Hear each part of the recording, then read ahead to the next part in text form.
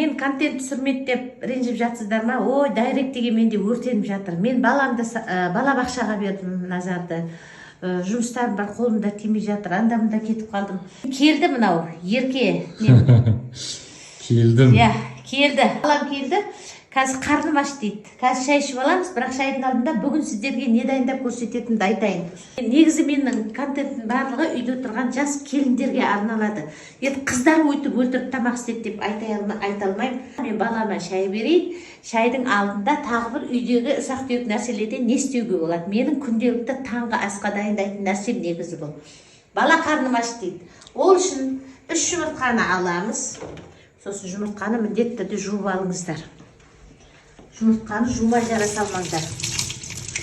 Енді осы 3 жұмыртқаны жарамыз.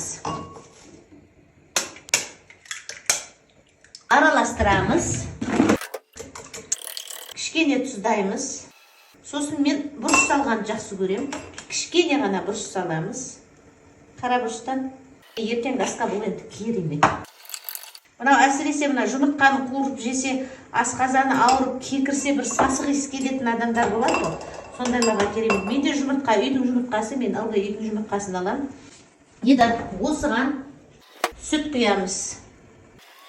Сүт құямыз. 3 жұмыртқа жеткілікті, өзі керемет болып шығады. Сонда не жасап отырсыз бұл? Сонда түсінбей жатырмын. Көресің. Ертеңгісін сіңімді тамақ керек, бізге сіңімді. Бойға жағы күш қуат беретін жақсы. Негізі айтады ғой, жұмыртқаны бір аптада бір рет адам жеп тұру керек деп. Негізі мына қасықпен араластырған жақсы. Өзімше мынаны көрсетейін деп едім, бар ғой. Негізі ең дұрысы осы ше. Главный бар екен көрсеттіңіз. Енді баяғыда уызға тұратын едік қой, бұл уыз сияқты болып шығады. Қазір уыз жоқ. Енді балаларға кішкене тойымды болу үшін тар қосамыз. Тарыны қоспасаңыздар да болады, бірақ мен қосқанды жақсы көрем. Міне кетті. Енді көрдіңдер ме міне? Ішінде тары бар. Меніңше ойлаймын, біздің қазақтың қыздары мықты ғой. Ойбай, менің деген дайрегім өртеніп кетті. Барлығы асқабақты жасап жатыр. Және де ешкім жаман деп айтып жатқан жоқ. Сосын мынадай мешокты аламыз. Ыңғайлы болу үшін мынаған майда ештеңе де құймаймыз. Құямыз міне. 15 минут уақыт алады. Енді бұны бүйтіп бір бұрышына жіберіп түйеміз. Бірақ түйген кезде мынаның ішінде ауа қалу керек. Ауа қалмаса бұл жыртылып кетеді. Мынадай қылып ауа қалдырамыз. Алдын ала мынадай суды қайнатып қоясыңдар. Салдың суға, қақпағыменен бастырдың. Қайнай берсін. 10 минут, 15 минут жеткілікті. Ана мыналарын жуып аламын. Аяқтарымды. Шайым қайнап жатыр мінекей. Жұмыстарды істеп жүре бересің. Я бұл жуынып кел, бала шағаңды жуындыр деген сияқты. 15 минутта дайын болады. Анарбай не істеп отырсыз? Қазір. Енді шайды көрсетіп болдық қой. Шайды мынадайда несі бар, нұсқасы бар. Шайды көрген шығарсыз, астында майшаны жанып тұр.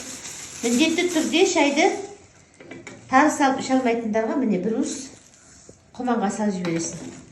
Анау мейрамханалардың барлығында осы ғой салып беріп жатқаны. Ол тарыны салғаннан кейін шайға бұрқылдатып қайнатады. Егер шайды бұрқылдатып қайнатсаң, оның құсып кетеді шай. Қазақша құсып кетеді деп айтады. Сол үшін бұқтырып қана осылай өзінің бабымен мынаның өзі қоймайды негізі. Даже қолыңды қой үстіне күйдіріп жібереді. Мына өзі бұғып тұрады. Ауылда болса шоқта тұрар еді, осылай тұра береді. Бәрі қолданған кезінде осы примус деп қайда жазып отыр ғой. Комментарийді. Негізі ауылдық жерлерде бар әлі. Бірақ негізі біздеген оған табаннан бар ғой, кәдімгі алюмин кастрюльге мынадай биік қой, соның ішіне салып қойып, бабыменен пісіреміз. 3 пілтелі примус болатын, соған мынадай қалып, пышақ өтпейтін нан пісіретінбіз. Керемет болатын. Ал, жүр. Так.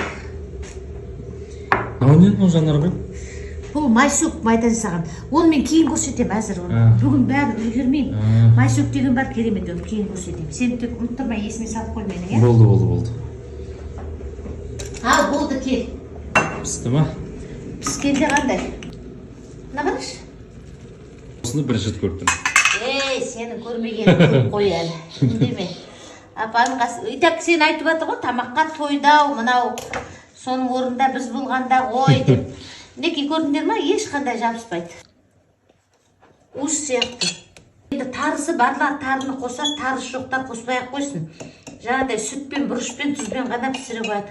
Мына асқазаны жұмыртқаны көтермейтін, я болмаса ана балалар болады ғой, аурушаң балалар, үлкен кісілер, иммунитеті төмен. Сол кісілер ана суға піскен жұмыртқа цемент құсап қатып қалады ғой. Мынау керемет ше.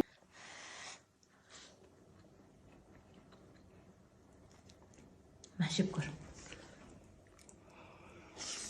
Күшті ба? Ошым қыз-келіншектер айтайын дегенім. Ертеңгісін 10-15 минут ары кеткенде 10 минутта да пісіруге болады. Осылай қылып сүт қосып ішіне жасап берсеңіздер, мына уыз сияқты. Енді асқабақтан осы трендке кетейік. Ертеңгісін аш кетпеңіздер, сабаққа балаларды аш жібермеңіздер. Я болмаса кімнің иммунитеті төмен, солардың барлығы осыны істеп көріңіздер. Бұл жұмыртқадан жасалған уыз деп аталады. Уыз қатырған адамдар өзі біледі. Негізі мынаны қарап жеп көрсең, уыздан ешқандай айырмашылығы жоқ деймін. Ал мен ішіне тарын салдым, мінекей, тарының бәрі білінбей кетті. Ол енді баяғыда уызды біз тары қосып қатыратынбыз. Тары осы менің өзімнің таза фантазиям. Және үйдегілердің бәрі рахаттанып жейді. Шай ішеміз жүр.